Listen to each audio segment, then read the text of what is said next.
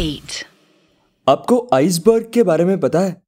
वही आइसबर्ग जो टाइटैनिक के डूबने का कारण बना था। आइसबर्ग के बारे में एक फन फैक्ट ये है कि वो जितना पानी के ऊपर दिखाई देता है उससे कहीं ज्यादा पानी के अंदर होता है। और एक ऐसा ही केस मुझे भी मिला था जो बिल्कुल एक आइसबर्ग के जैसा था।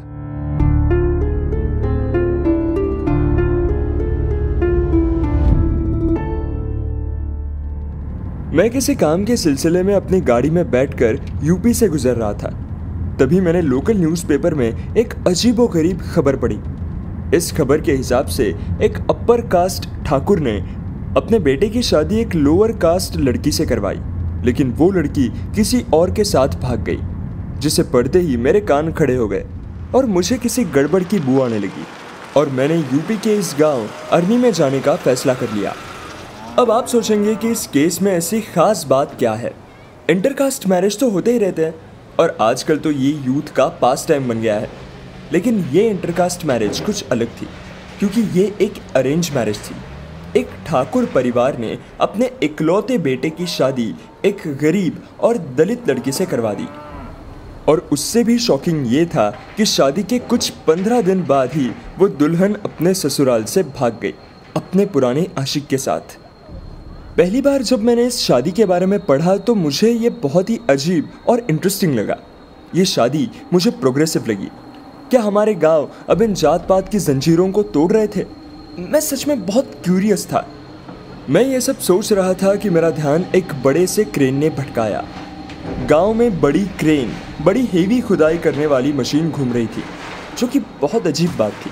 ये सारी मशीन्स खेतों में जा रही थी और कुछ गांव वाले अपने हाथों में खुदाई के औजार लेकर जा रहे थे। मैंने एक से पूछा कि ये सब क्या हो रहा है। उन गांव वालों के साथ कुछ तो अजीब था। उसके हाथों पर एक अजीब सा घाव था और दांत सड़े हुए थे। उन्होंने बताया कि यहाँ पर एक हाईवे बन रहा है, जो कि पॉसिबल नहीं था। ये गांव तीनों तरफ से बंद था। छोटी पहाड़ियों ने इस गांव को घेर रखा था। यहाँ से हाईवे बनना इम्पॉसिबल था। और जहाँ तक मुझे पता था, गवर्नमेंट का कोई भी इस तरह का प्रोजेक्ट यहाँ नहीं आया था। दूर से मैंने साइट को देखा और वहाँ पर किसी प्राइवेट कंपनी का नाम था और एक लोगो बना हुआ था जो कि बहुत अजीब था, जिसे मैं उस वक्त समझ नहीं पाया। उस निशान पर मुझे डाउट था, लेकिन उससे भी ज़्यादा मुझे डाउट था कि इस शादी में कुछ तो गड़बड़ है, इसलिए मैंने उस लोगो पर ध्यान नहीं दिया। मैंने गाँव और देहात को बहुत करीब से देखा है। मैंने अपना सारा काम गांव में ही किया है और एक बात अच्छे से जानता हूँ, गांव में लोग अपना भगवान बदल सकते हैं, लेकिन अपनी कास्ट की आइडेंटिटी नहीं। अपनी कास्ट की प्यूरिटी को मेंटेन करने के लिए ये लोग अपने सगों की जान ले लेते हैं। लेकिन यहाँ पर तो सब कुछ उल्टा था।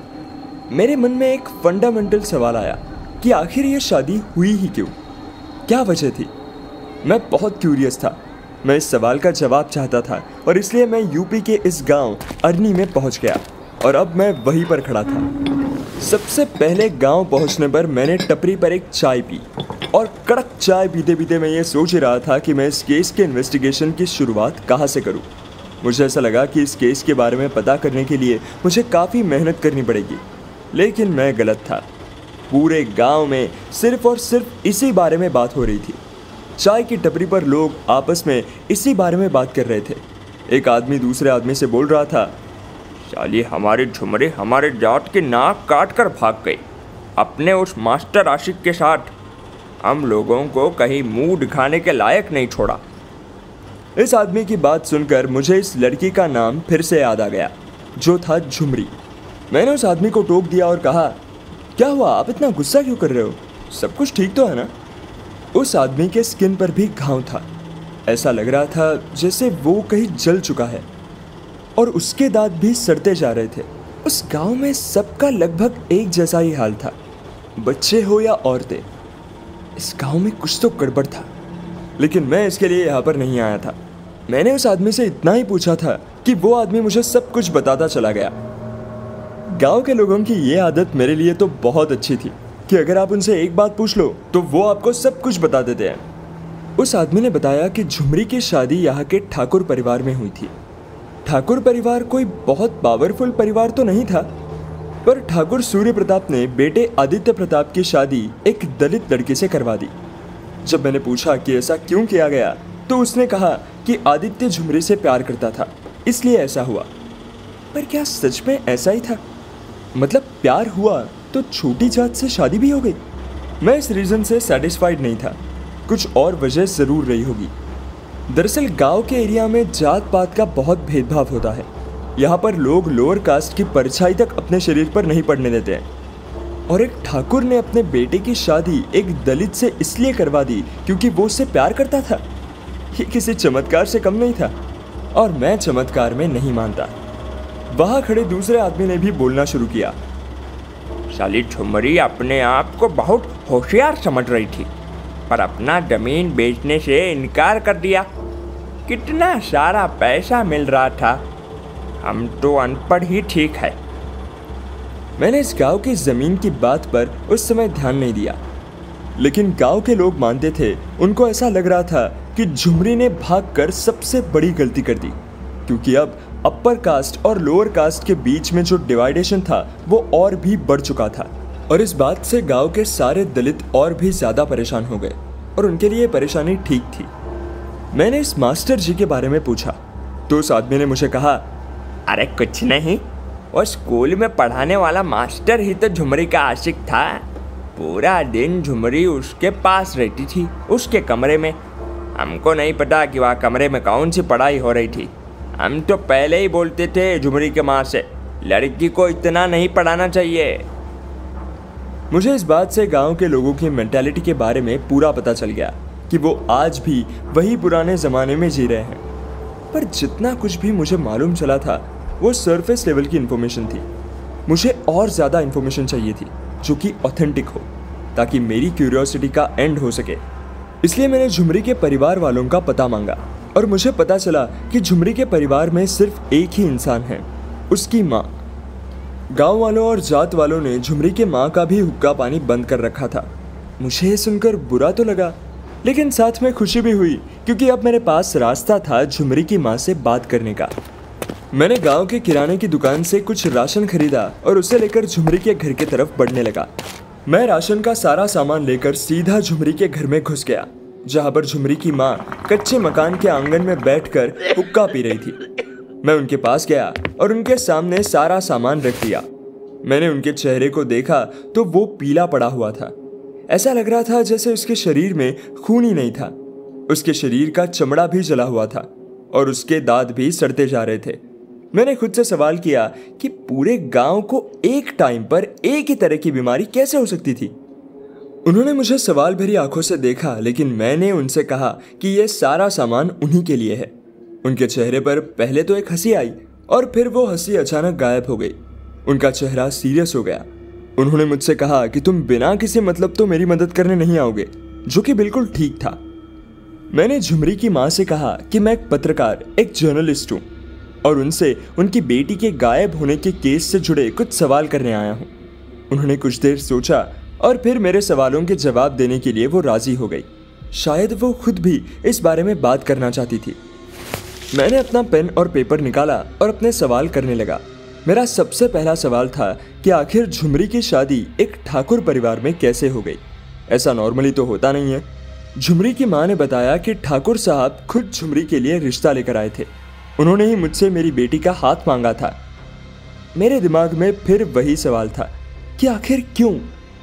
एक ठाकुर को गरीब से क्या चाहिए था? मैंने भी झुमरी की माँ से यही सवाल पूछा। उन्होंने कहा कि उन्होंने ये शादी करवा के गलती कर दी। उन्हें ठाकुर के पागल बेटे से अपनी बेटी की शादी करवानी ही नहीं चाहिए थी। अचानक से मेरा ध्यान पागल शब्द पर गया। मैंने उनसे इस बारे में डिटेल में पूछा कि पागल से उनका क्या मतलब है। उन्होंने मुझे बताया कि ठाकुर के बेटे की दिमागी हालत ठीक नहीं थी। तब जाकर मेरा दिमाग थनका। तो ये वजह थी एक छोटी जात की लड़की से शादी करवाने की, क्योंकि ठाकुर का बेटा पागल था। अब सब बातें सेंस बना रही थी। मैंने उनसे आगे सवाल किया कि ये शादी बिना किसी रोक टोक के हो गई। झुमरी की माँ ने जवाब दिया, ऐसा बिल्कुल भी नहीं हुआ। इस गांव का मुखिया इस शादी के लिए राजी नहीं था। वो ठाकुर साहब का हुक्का पानी बंद करने की धमकी दे रहा था। बात इतनी बढ़ गई थी कि उन्होंने एक दूसरे पर बंदूक भी तान ली थी। मुखिया भी ठाकुर समाज का था, और जात के लड़के की शादी एक नीची जात के लड़की से हो जाती उसे यह बिल्कुल भी मंजूर नहीं था। और मैं समझ सकता था कि ऐसा क्यों था। मैंने आगे सवाल किया कि झुमरी क्या इस शादी से खुश थी। उन्होंने जवाब दिया कि झुमरी बिल्कुल खुश नहीं थी। वो तो अभी शादी करना ही नहीं चाहती थी। उसका सपना कलेक्टर बनने का था, इसलिए वो अपने टीचर राहुल के साथ मिलकर उसी की तैयारी कर रही थी। लेकिन बात सिर्फ झुमरी तक की नहीं थी। झुमरी की शादी अब पूरे समाज की इज्जत का सवाल था, इसलिए सबने फोर्स करके झुमरी को शादी के लिए राजी किया और दोनों की शादी हो गई। फिर मैंने अपना मेन सवाल पूछा, आपको क्या लगता है कि आपकी बेटी सच में अपने ही टीचर के साथ भाग गई है? यह सुनते ही झुमरी की मां की आंखों में गुस्सा उभर के आया। उन्होंने कहा कि ऐसा बिल्कुल नहीं हो सकता। झुमरी उन्हें छोड़कर कभी नहीं जा सकती। उसकी बेटी के साथ कुछ तो गलत हुआ है। लेकिन पुलिस और पूरे गांव वालों को यही लगता है कि झुमरी सही में कहीं पर भाग गई है। मुझे बस यही सुनना था। मुझे मेरे लगभग सारे सवालों के जवाब मिल गए थे और इस केस को आगे इन्वेस्टिगेट करने की वजह भी। अब मुझे बस ये कंफर्म करना था कि झुमरी सच में अपने टीचर के साथ भागी है या फिर नहीं। मुझे पता चल गया था कि अब मुझे कहाँ जाना है। झुमरी की माँ ने जाते जाते मुझे पानी पीने के लिए दिया। मैंने पानी पी लिया, लेकिन उसका स्वाद बहुत ही अजीब था। और फिर मैं सीधा राहुल टीचर के घर पर पहुंच गया। वहां सब शांत था, कोई भी नहीं था। राहुल टीचर यहाँ अपने परिवार के साथ नहीं रहता था। उसका परिवार गुजरात में था। यहाँ वो स्कूल में नौकरी करता था।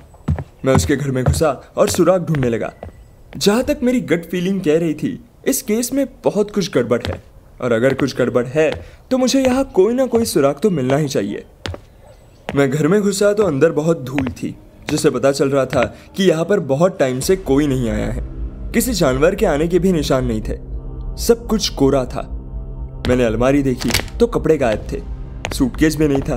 टॉवल के साथ साथ टूथब्रश, टूथपेस्ट भी गायब था। फ्रिज में कोई सड़ता हुआ खाना भी नहीं था। कोई फोर्स्ड एंट्री, किसी भी तरह के स्ट्रगल के निशान नहीं थे। सब कुछ क्लीन था। ये सब कुछ एक ही बात की तरफ इशारा कर रहा था, और वो ये था कि राहुल प्लान करके यहाँ से निकला है। मेरे सारे कपड़े और चेहरे पर धूल जम गई थी। मैंने पानी से अपने चेहरे को धोने का सोचा। रसोई में टैप लगा हुआ था। मैं आगे बढ़ा और टैप ओपन किया। मैंने जैसे ही पानी अपने हाथों में लिया, मेरा दिमाग हिल गया, क्योंकि पानी का रंग लाल था, क्योंकि उसमें खून मिला हुआ था। मैंने इस लाल रंग के पानी को फिर से ध्यान से देखा। शायद पानी में जंग तो नहीं मिला था, लेकिन ऐसा कुछ नहीं था। यह सच में खून ही था। इसका मतलब पानी की टंकी में कुछ तो था।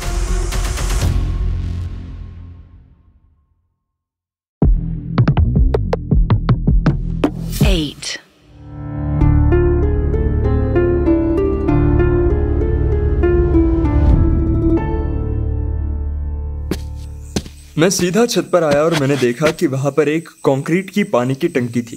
मैं उस पानी की टंकी के पास गया। वो टंकी एक भारी से पत्थर के स्लैब से ढकी हुई थी। वो ढक्कन बहुत भारी था, लेकिन अपनी पूरी ताकत लगाने के बाद मैंने उसे खोल दिया। ढक्कन खुलते ही मुझे अंदर से सड़ती हुई लाश की बदबू आई। मैंने टंकी के अंदर देखा तो ये लाश उस स्कूल टीचर राहुल की थी। पानी में बुरी तरह फूलकर लाश की कंडीशन बहुत खराब थी। किसी ने राहुल को चाकू मारकर राहुल का मर्डर किया था और फिर उसे उसी के घर की टंकी में छोड़कर चले गए थे। राहुल का मर्डर हुआ था, लेकिन अब सवाल यह था कि एक मामूली से टीचर की आखिर किससे दुश्मनी हो सकती थी? इसका मर्डर क्यों हुआ है? और राहुल के मर्डर और झुमरी के गायब होने के बीच में कोई कनेक्शन है क्या? अगर कनेक्शन है भी तो वो क्या है? मुझे इन सब सवालों के जवाब जानने थे, और इन सब के जवाब जानने के लिए मुझे झुमरी की मिसिंग रिपोर्ट की फाइल चाहिए थी। ये देखना होगा कि झुमरी अपने ससुराल से खाली हाथ भागी है या फिर कुछ गहने या पैसे लेकर। मैं वहां से निकल गया। उससे पहले कुछ फोटोज भी मैंने ले ली। राहुल की लाश के बारे में पुलिस को इस वक्त बताना मैंने ठीक नहीं समझा, इसलिए मैं वैसे ही वहां से चला गया। मैं अभी पुलिस स्टेशन के बाहर खड़ा था, तभी पुलिस स्टेशन का एक कांस्टेबल टपरी पर चाय पीने आया। उसके पैसे देने से पहले ही मैंने उसके चाय के पैसे दे दिए और कांस्टेबल ने मुस्कुराहट के साथ मेरी चाय को एक्सेप्ट भी कर लिया। मैं उससे बातचीत करने लगा। और बात बात में मैंने उसे बताया कि मैं एक जर्नलिस्ट हूँ और मुझे एक केस की फाइल चाहिए। मैंने उसे पैसे ऑफर किए और हमारी बात 500 पर आकर रुकी। लेकिन जैसे ही मैंने उसके सामने झुमरी का नाम लिया, उसको एक झटका लगा और उसने मुझे इन्फॉर्मेशन देने से मना कर दिया। मैंने उससे पैसे बढ़ाने की बात की, लेकिन वो फिर भी नहीं माना। मैंने सीधा 2000 रुपये देने की बात की और वो रुक गया। उसने मुझे अपने साथ चलने को कहा। हम दोनों पुलिस स्टेशन से कुछ दूर झाड़ियों के पीछे आ गए और उस कांस्टेबल ने मुझे बताया कि झुमरी के मिसिंग होने का कोई केस रजिस्टर ही नहीं हुआ है। उसके ससुराल वालों ने कंप्लेंट ही नहीं की और झुमरी की मां ने कंप्लेंट की थी, उसे दबा दिया गया। और इस केस को दबाने वाला और कोई नहीं, इस गांव का मुखिया था। यह सुनते ही मेरे कान खड़े हो गए, क्योंकि मुखिया और ठाकुर सूर्य प्रताप के बीच तो 36 का आंकड़ा था। मैंने कांस्टेबल को पैसे दे दिए और वहां से निकल गया। रात भर मैं यही सोच रहा था कि आखिर क्या वजह हो सकती थी जिसकी वजह से मुखिया ठाकुर प्रताप का केस दबाने में मदद कर रहा था, और वो झुमरी का केस दबाना क्यों चाहते थे। अब यह साफ हो गया था कि झुमरी के गायब होने की वजह कुछ और थी, लेकिन यह वजह कुछ बहुत बड़ी होनी चाहिए। इतनी बड़ी कि एक ऊंची जात का लड़का छोटी जात से शादी करने के लिए तैयार हो जाए। इतनी बड़ी कौन सी वजह हो सकती थी? मुझे इसी वजह का पता लगाना था। गांव में पॉलिटिकल रैली हो रही थी, शायद ये इलेक्शन का टाइम था। मुझे ठाकुर सूर्य प्रताप और इस गांव के मुखिया की हिस्ट्री के बारे में और भी जानना था। मैं एक बार फिर चाय की टपरी पर पहुंच गया और वहां पर खड़े एक आदमी को अपनी तरफ से चाय पिलाई। फिर मैंने अपना सवाल पूछा। उस आदमी ने बताया कि सूर्य प्रताप सिंह कुछ साल पहले तक इस गांव का पुराना मुखिया था, लेकिन पिछले कुछ 2-3 इलेक्शन से नया मुखिया उन्हें हरा रहा है। उस आदमी ने फिर आगे बोला कि वो आदमी ठाकुर सूर्य प्रताप के लिए बुरा महसूस कर रहा था, क्योंकि झुमरी भाग गई थी। इस वजह से लोअर कास्ट की नाक कट गई थी। ये माहौल पूरे गांव में था। उस गांव के लोअर कास्ट के लोगों की सिंपैथी अब ठाकुर सूर्य प्रताप के साथ थी, मुखिया के साथ नहीं। तो क्या शायद ये वजह हो सकती थी झुमरी को गायब करने की, ताकि सिंपैथी वोट लेकर वो इलेक्शन जीत जाए? इसके बहुत ज्यादा चांसेस हैं। कुर्सी का लालच कुछ भी करवा सकता है। लेकिन अगर ये वजह थी तो फिर मुखिया ठाकुर की मदद क्यों कर रहा है? ठाकुर की मदद करके मुखिया का ही नुकसान था। कुछ तो मिसिंग लग रहा था। मुझे ये बात सिर्फ और सिर्फ एक ही आदमी बता सकता था, और वो था मुखिया जी। मैं मुखिया जी के घर पर गया और वहां पर जाकर कहा कि मैं उन्हें कुछ चंदा देना चाहता हूं इलेक्शंस के लिए, लेकिन शर्त ये थी कि मैं उनसे अकेले में कुछ देर के लिए बात करना चाहता हूं। मेरी शर्त को मंजूर कर लिया गया। मैं मुखिया जी के साथ कमरे में अकेला था। मुखिया जी मेरे सामने खड़े थे। उनके शरीर पर भी जलन के निशान थे, दांत उनके भी सड़ रहे थे। मैंने उनसे सवाल किया कि आप ठाकुर सूर्य प्रताप की मदद क्यों कर रहे हो? पहले तो वो कुछ भी ना समझने का नाटक कर रहे थे, लेकिन तभी मैंने उन्हें झुमरी के मिसिंग कंप्लेंट को दबाने की बात कही, लेकिन फिर भी वो मानने को तैयार नहीं थे। इसलिए मैंने अपनी चाल चली। मैंने कहा, देखिए, आप तो ठाकुर को बचाने की कोशिश कर रहे हैं, लेकिन वो तो आपको ही डबल क्रॉस कर रहे हैं। उनको मेरी बात फिर से समझ में नहीं आई। मैंने आगे बोला कि गांव के सारे दलित लोगों की सिंपैथी ठाकुर सूर्य प्रताप के साथ है और ये सारे लोग उसे ही वोट करने वाले हैं। मेरी बात को काटते हुए मुखिया जी बोले कि ठाकुर ने उनसे वादा किया है कि वो इस बार इलेक्शन में खड़े नहीं होंगे। मैंने मुखिया जी के सामने एक पेपर दिखाया और कहा कि ठाकुर सूर्य प्रताप इस बार इलेक्शन में खड़े हो रहे हैं, और ये रहा उनका नॉमिनेशन फॉर्म। ये सुनते ही मुखिया जी के चेहरे पर गुस्सा उभर आया। उन्होंने कहा, साला मेरी पीठ में छुरा घोंप रहा है। और फिर वो मुझे सच बताने लगे। उन्होंने बताया कि ठाकुर ने उनसे वादा किया था कि अगर वो झुमरी का केस दबाने में उनकी मदद करेंगे तो ठाकुर जी गांव में बन रहे हाईवे के कॉन्ट्रैक्ट से मुखिया जी को पैसे देंगे, क्योंकि उन्होंने गांव वालों की सारी जमीन खरीद ली थी और वो जमीन बेचकर ठाकुर जी को बहुत सारे पैसे मिलते थे। मुखिया जी पैसों की लालच में आ गए थे। मैंने मुखिया जी से पूछा कि वो झुमरी गायब कैसे हो गई। उन्होंने बताया कि ठाकुर सूर्य प्रताप ने ही उसे गायब करवाया है, और ये शादी भी एक नाटक था। ठाकुर को बस झुमरी की जमीन चाहिए थी। मैंने पूछा कि झुमरी एक छोटी जात की लड़की है, बेचारी गरीब है, उसके पास कितनी ही जमीन होगी जो ठाकुर उस जमीन को लेने के लिए मान गया। मुखिया जी को भी इस बात का कोई अंदाजा नहीं था। मैंने पूछा, क्या झुमरी मर चुकी है? उन्होंने बताया कि नहीं, उसे ठाकुर सूर्य प्रताप ने इस गांव से दूर कहीं पर रखा हुआ है। मैंने उनसे उस जगह का एड्रेस ले लिया और वहां से चला गया।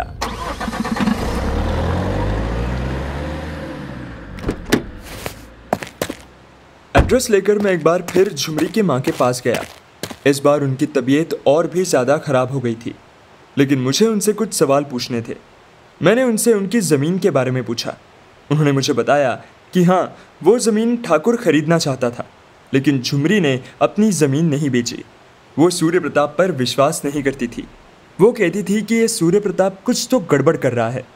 एक बार उसने अपनी माँ को बताया था कि ठाकुर सूर्य प्रताप के खिलाफ उसने कुछ सबूत इकट्ठा किए हैं और वो जल्दी ठाकुर को एक्सपोज करने की बात कर रही थी, और ये बात गांव में होने वाले खुदाई से जुड़ी हुई थी। लेकिन झुमरी की माँ ने कुछ नहीं सुना और उसकी शादी करवा दी। मैंने उन्हें सबूत के बारे में पूछा तो उन्होंने बताया कि उन्हें इस सब के बारे में कुछ भी नहीं पता। बस उन्होंने बताया कि झुमरी अपने टीचर राहुल के साथ मिलकर कुछ तो कर रही थी। मैं समझ गया कि अब मुझे कहाँ जाना है। मैं एक बार फिर से टीचर राहुल के घर पर गया और उस घर की तलाशी लेने लगा। मैंने घर के हर एक कोने को ढूंढा, लेकिन मुझे कुछ नहीं मिला। मैंने दीवारों को भी ठोक कर देखा, लेकिन वहां पर भी मुझे कोई खाली जगह नहीं मिली। गुस्से में मैंने अपना पैर पटका तो मुझे फ्लोर से कुछ खोखली आवाज आई। यह एक गवर्नमेंट क्वार्टर था, इसलिए फ्लोर पर पत्थर लगे थे, लेकिन एक पत्थर हिल रहा था। मैंने जल्दी से उस पत्थर को हटाया तो मुझे नीचे एक खाली जगह मिली। उसी में एक फाइल थी। मैंने उस फाइल को देखा और मैं दंग रह गया। मुझे कुछ ऐसा मिला था जिसके बारे में मैंने सोचा भी नहीं था। मुझे पता था कि झुमरी अभी भी जिंदा होगी, क्योंकि जो चीज ठाकुर को चाहिए थी, ये फाइल, वो अभी तक उसे नहीं मिली थी। मुखिया जी ने मुझे जो एड्रेस दिया था, मैं वहां पर पहुंच गया, जहां पर एक कोठरी थी।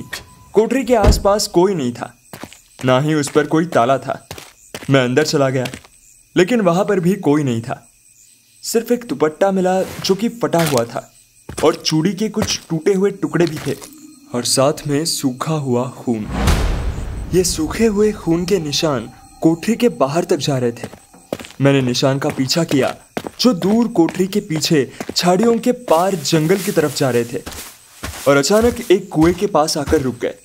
मैंने कुएं में देखा तो एक भयानक बदबू आई, और टॉर्च जलाकर देखा तो नीचे झुमरी की लाश पड़ी हुई थी। मुझे विश्वास नहीं हो रहा था कि झुमरी अब इस दुनिया में नहीं थी। मुझे बहुत गुस्सा आ रहा था, और अब वक्त था इस ठाकुर सूर्य प्रताप की सच्चाई दुनिया के सामने लाने का। उसके लिए मैंने टीचर राहुल की डेड बॉडी की कुछ फोटोज प्रिंट की और उसे ठाकुर सूर्य प्रताप को भेज दिया, और उसे मैसेज दे दिया कि वो मुझे उसी कोठरी के पास मिले, क्योंकि मेरे पास झुमरी के जमा किए हुए सबूत हैं। मैंने उसे अकेले आने के लिए कहा। एक गाड़ी मेरे सामने रुकी और ठाकुर सूर्य प्रताप मेरे सामने था। मैंने उससे कहा, मुझे सब मालूम चल गया है कि तुम इस गांव में क्या करवा रहे हो। यहाँ कोई हाईवे नहीं बन रहा। यहाँ थोरियम की खुदाई चल रही है, जिसे तुम एक प्राइवेट कंपनी के साथ मिलकर कर रहे हो, और गांव वालों को बिना बताए उनके पानी में जहर घोल रहे हो। मेरी ये बात उसने चुपचाप कबूल की। ठाकुर ने कहा कि उसे खबर लग गई थी कि उसके गांव के खेत की जमीन में नीचे थोरियम के डिपॉजिट थे, जो कि एक रेडियो एक्टिव एलिमेंट होता है।